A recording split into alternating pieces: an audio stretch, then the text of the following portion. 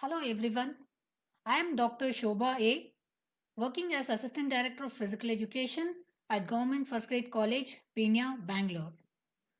Well, on the outset, first, I would like to congratulate the team GFGC Chenrai Patna for bringing in this lovely occasion of knowledge giving. They have planned this 1 week online national level workshop on research methodology and its strategies. It's a wonderful opportunity that you have facilitated me to share my knowledge. I would be deeply indebted and thankful for facilitating me this opportunity. And very all the best for the future classes. Well, today in my class, I would be handling the topic research methodology or the methodology of research and research design. Welcome to my class. Hope you all will enjoy the journey of this class and gain some knowledge. Thank you.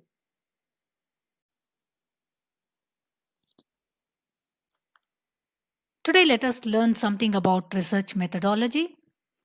I hope you all have learned and the concepts about research, its design, uh, hypothesis formulation, selection of problem have all been discussed in the previous sessions.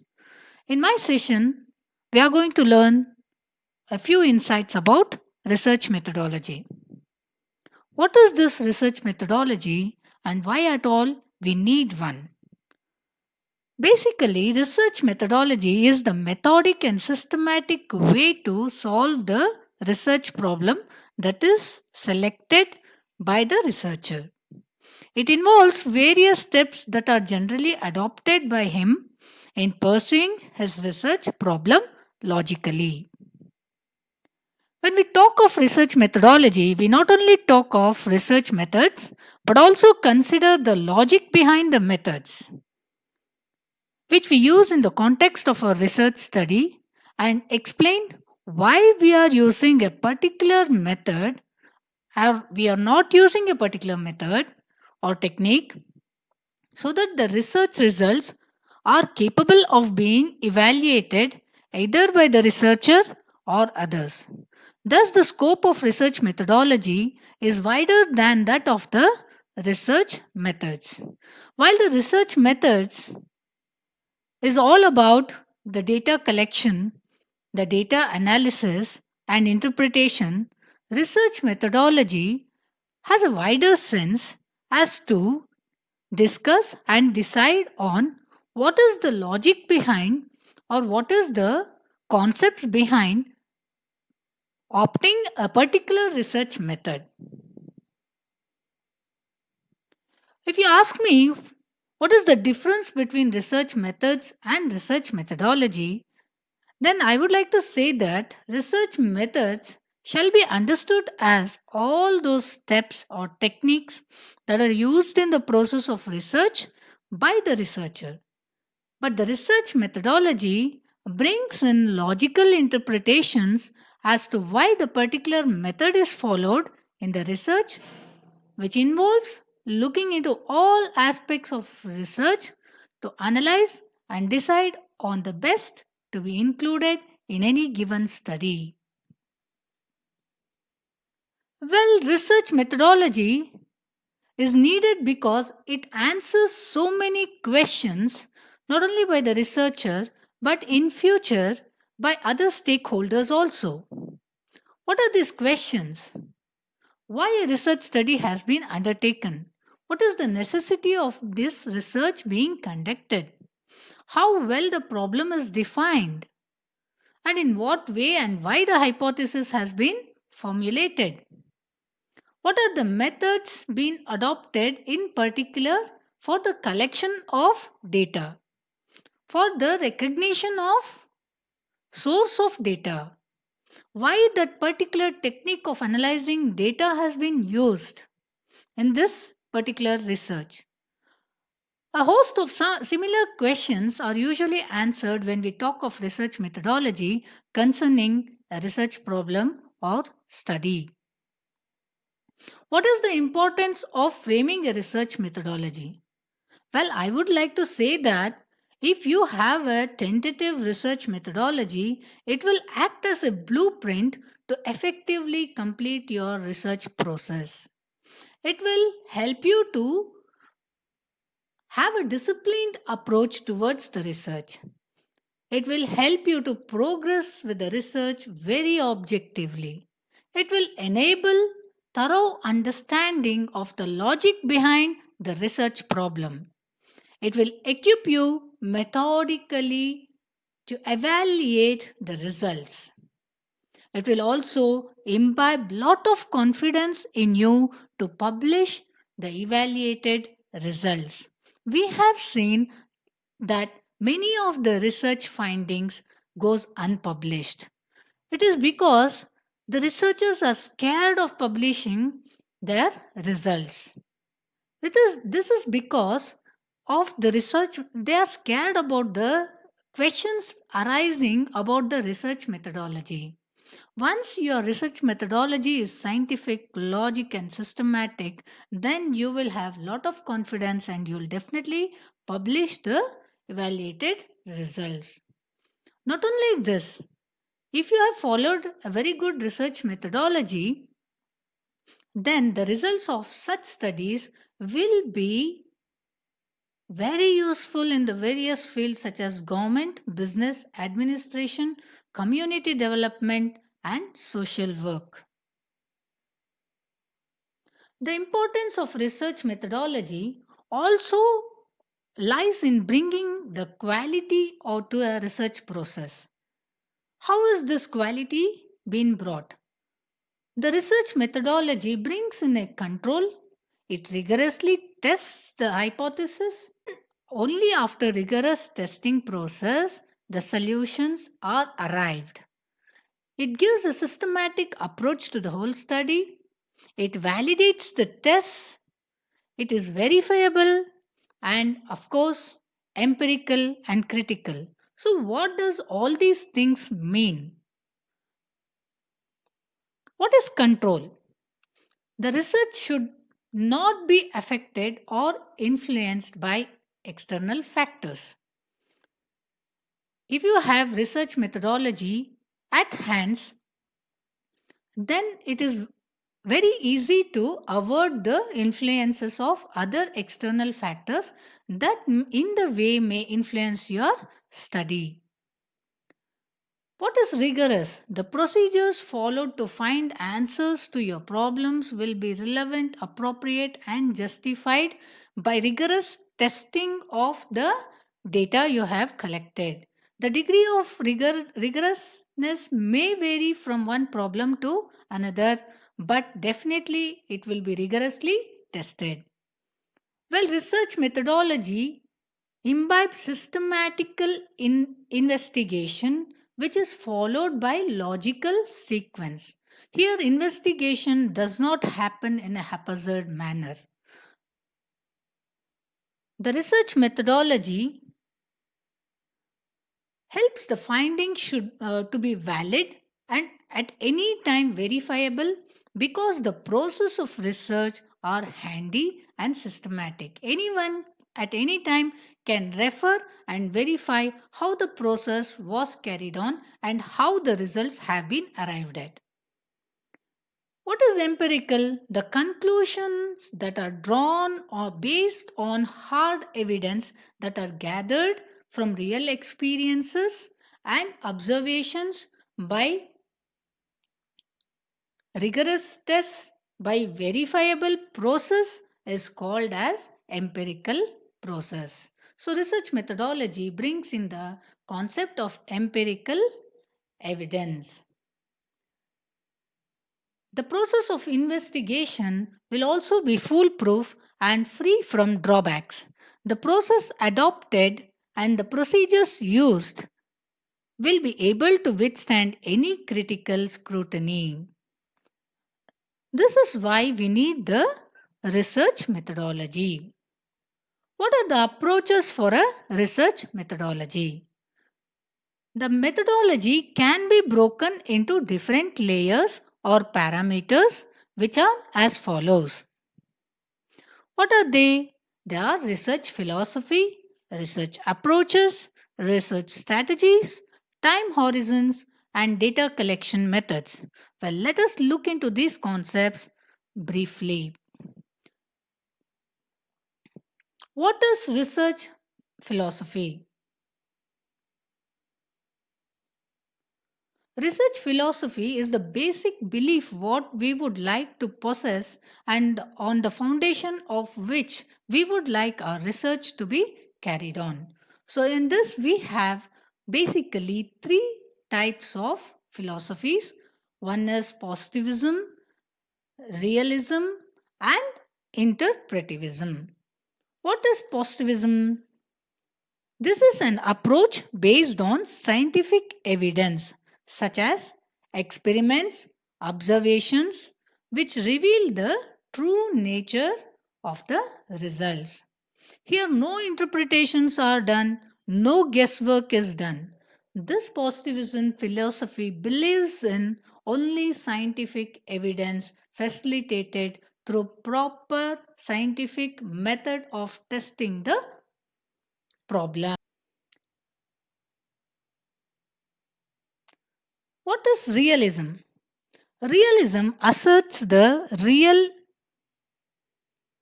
aspects, underlying causes, structures, process, entities that gives rise to the observation or a phenomena.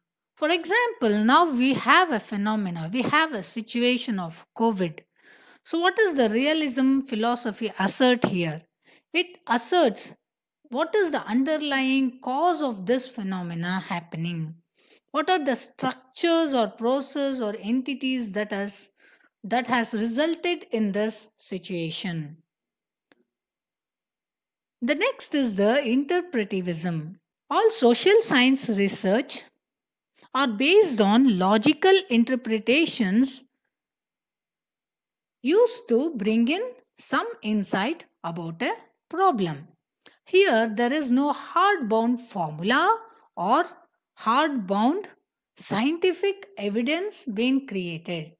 The conclusions, the results are drawn on the interpretations of the data analysis being done. So, the second layer of the research methodology deals with the research approaches. Basically, there are two types of research approaches. One is inductive approach, the other one is deductive approach. In inductive approach, there will be formation of theories or new generalizations from a set of observations derived from a set of results derived out of testing a data. Here, the generalizations or theories or principles or certain rules are drawn on the basis of certain results obtained by testifying, by analyzing the data collected through various process.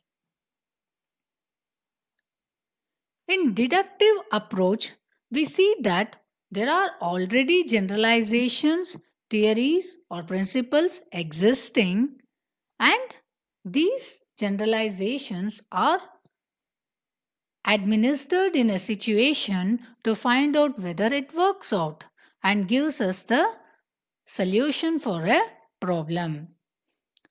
Here, application of generalizations or theories is done to elicit and test the results or the outcome. When we look into the third layer of the research methodology, we find various strategies involved in the research process. What are these strategies?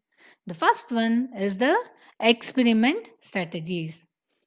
It is mostly of positivism in nature, and here we can find out variables being tested. It might be the experimental variables. Sometimes we also have control variables, and the results are obtained through experiments being done. We have the next one is the survey approach. Survey approach is one of the popular way of collecting data for a descriptive research. Survey would be done basically to elicit or whatever situation is been existing. It studies what actually exists. There is no hand of the researcher in trying to form the data or bring out a particular data. He studies about what is actually existing in the surveys. Case study involves study about particular phenomena, individual or institution or a happening. What is the grounded theory strategy? Grounded theory strategy is systematic methodology which basically is involved in social sciences for construction of theories on the basis of data gathered and analyzed.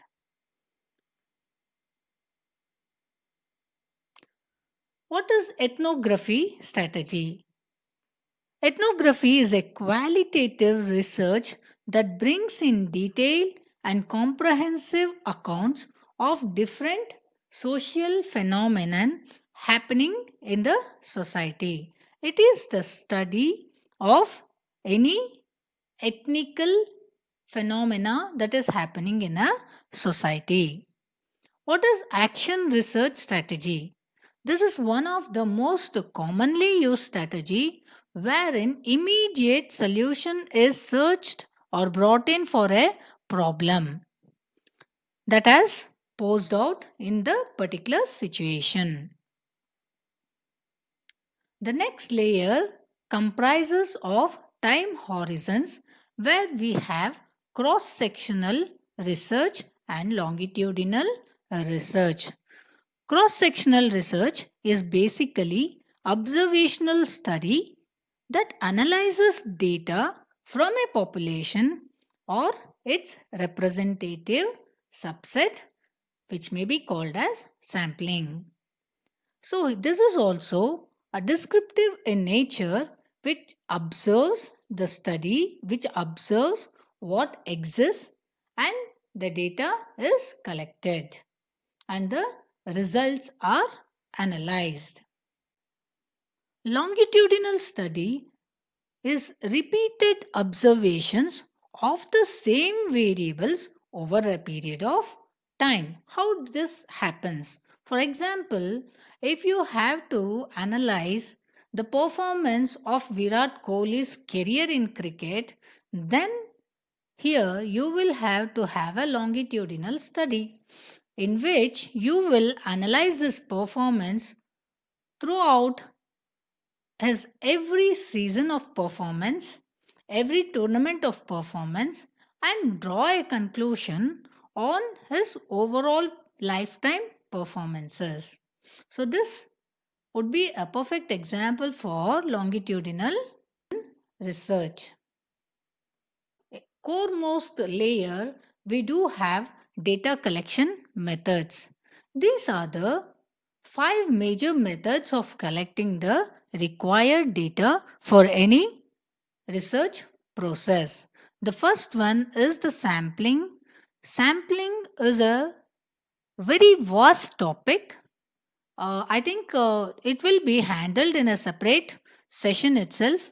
Well, when do we do sampling? When the research cannot involve the complete population. If the population is very vast, then the sampling techniques are used which through which the outcomes are generalized for the population. By testing the sample, the outcomes are elicited and these outcomes are generalized to the population. We also have secondary data collection. Secondary data is something the reported version of the primary source. It may be in the form of printed version, it may be a form of narrated version. So, whatever the form, the secondary data is also one of the forms of data collection. The next would be the observation method of collecting the data. This is uh, very prominent or prominently used in the experimental approach of research, wherein you observe the variables, the changes in the variables, all the results are recorded through observations, and the conclusions and the results are brought in out of the data collected through these observations. Next, we do have interviews, which are very prominently used in case of case studies or survey methods. Here you can have interviews in form of scheduled interviews, which is also called as formal interviews, wherein you decide on the questions on the you decide on the questions earlier and put the questions when you go for the interview.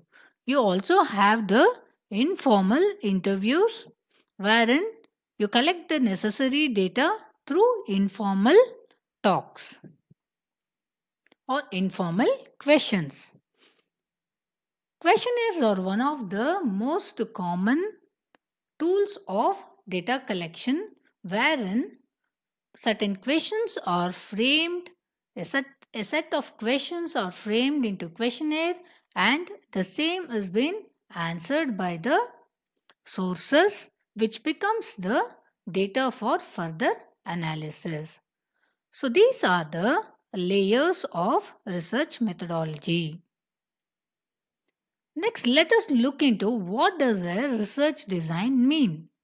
Well, when we speak in the common terms, research design, research methods, research methodology, all this will be coined in the same meaning, but in fact, they all are different. If we speak about research design, it is a framework of research methods and techniques that are followed by the researcher in the process of collecting the data and analyzing the variables. The research design is the conceptual structure within which the research is conducted. It constitutes the blueprint for collection, measurement, and analysis of data, while the research methodology was the blueprint of everything, right from the problem to the interpretations or conclusions to be drawn at the end of the research process. The research design is the blueprint for collection, measurement, and analysis of the data. What are the important features of a research design? Research design is a plan that specifies the sources and types of information that is relevant to the particular research problem. It is a strategy specifying which approach will be used for gathering and also analyzing the data collected. It also includes men, material, time, cost budgets, all this managed, all this being managed because we are under these constraints. We have shortage of all this. We will have to manage and well plan these things. What is the need for a research design? A research design will facilitate the framework for any selected research operation. We need a research design to methodically plan data collection and analyze the selected analysis for the selected research. We need a research design to methodically plan data collection and analysis for the selected research. It helps to efficiently realize the objective of research with the available staff at hand, finance, and time. The design helps the researcher to scientifically and logically organize his ideas, which will definitely reduce the flaws or the shortcomings in a study. What are the factors that influence our research design? Well, the first factor would be the problem itself. What is the problem about? Why do we need to conduct a research about this problem? What are the objective of the present study? What is to be achieved through the present study? And where will the study be carried out? What type of data is required to carry this present study? What where can the required data be found? And which period of time will the study include? What are the literary sources available for the present study? What will be the sample design? How the required sample will be collected? What are the source of these samples? What are the homogeneity in the samples? All these concepts will be in the influencing the research design. What are the techniques of data collecting? What are the techniques of data collection that will be used in the particular study? And how these data collected would be analyzed? In what style would be the report be prepared of the results? Well, then we do have the different research designs. What are these different designs available? There are four types of research designs. One is exploratory research design, descriptive research design, and diagnostic research design, and hypothesis testing research design.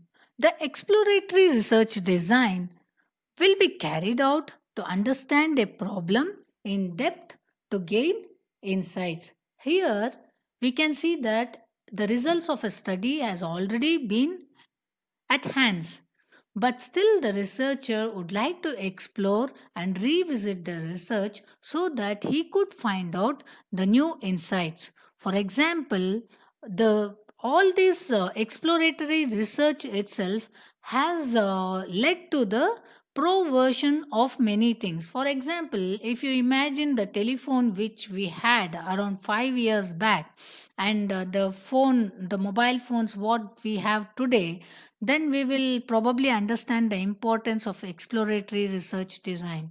It is the exploration of new things on the basis of already what is available that has led to massive innovations, massive upgradations, and pro products, pro results. So, this explains the exploratory research design. Next one is the descriptive research design, wherein the research design will describe whatever exists. It describes the happening of a phenomenon. It describes the present situation. It describes what actually exists. In diagnostic research design, the researcher would diagnose the reason for the problem, even the existence of the problem itself, and various other concepts. The diagnostic studies is where you look out to evaluate the underlying cause for a particular happening or a phenomenon. Well, in the hypothesis testing research design, a hypothesis is drawn and the same would be tested in the process of the research being undertaken. These are quantitative research done with a scientific approach. When you look into the research designs, you see that the overall design of the explorative or formulative research would be flexible. There are no rigid constraints that you have to go in a particular way in these forms of research. But when you assess the descriptive or a diagnostic research design, there are rigid steps or provisions which you will have to follow for the protection against bias and also to maximize the reliability of the study. When you look into the sampling design in the exploratory or a formulative study, it is usually the non-probability sampling design being adopted. The samples will be purposively selected or will be selected on the basis of judgment. While in descriptive or diagnostic research design, the probability sampling design is the one which is usually adopted. When you look into the statistical design, there are no pre planned designed for analysis or interpretation of data in the exploratory or formulative research. But when you look into the descriptive or diagnostic design, you see that structured or well thought out instruments are administered for the collection of data. There are very pre-planned designed for analysis of the data. What are the operational design? There is no fixed decisions about the operational procedures that has to be followed in the explorative research design. But in the descriptive or diagnostic research design, there are advanced decisions taken about, and there is a sequel being framed of the operational procedures. So to conclude, I would say that generally both research methodology and research design is assumed to be the same, but in depth it is not so. Though the methodology of research includes research design, it is comprehensive term and it comprises everything related to logical and systematical process of carrying the research. Research methodology thus has wider connotation, forming the framework within which the complete research work takes place. Both research methodology and research design are highly essential to bring in logical, acceptable, and true solutions to any problems being studied. Thus, research methodology can be compared with a life filled human body and the research design as its soul. These are some of the references, and thank you. Thank you for facilitating me this opportunity. Thank you, Team GFGC, Chenrai Patna.